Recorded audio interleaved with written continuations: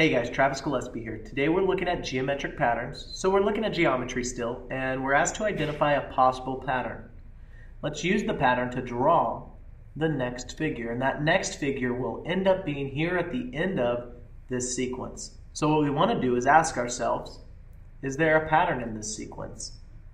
One way to show a pattern in a sequence or to find a pattern is to look at the start here and just look at what's going on. So I'm just going to say, hey, if we start at this point, at the beginning of this sequence, put an arrow down, I can see that there's a big old circle, and inside of that circle there's one dot. So I'm going to put a 1 here, and actually I'm going to change that. I'm going to put the 1 just a little bit lower, and you'll see why in a second.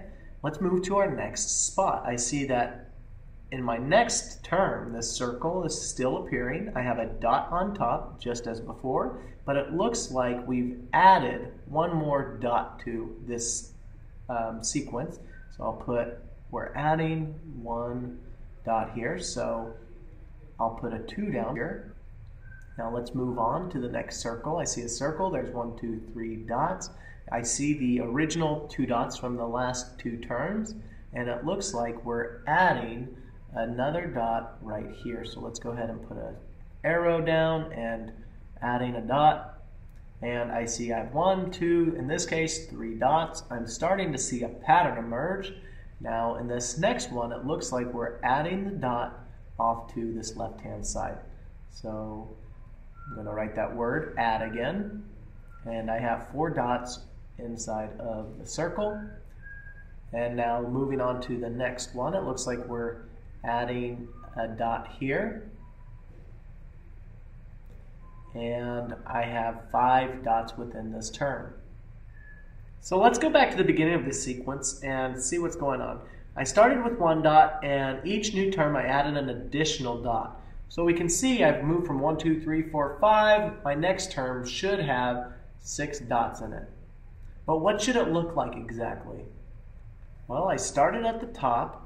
I'm going to just put a T down for started at the top, and my next dot went to the bottom. I'm going to put a B down, and in the next term I added a dot to the right, so I'll put an R down, and my next dot was added to the left. We'll put an L down, and it looks like in this next term we added a dot on top.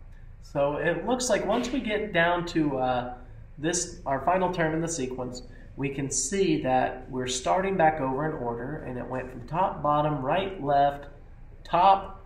This one with 6 dots should have a dot on bottom. That's where we're going to add that dot. So I want to put a circle down first. After I put the circle down, there we go. I'm going to put the 4 dots on the inside of this circle.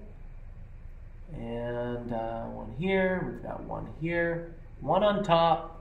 So far it looks like the term prior to it, and now I'm going to add my 6th dot, and it will go on bottom.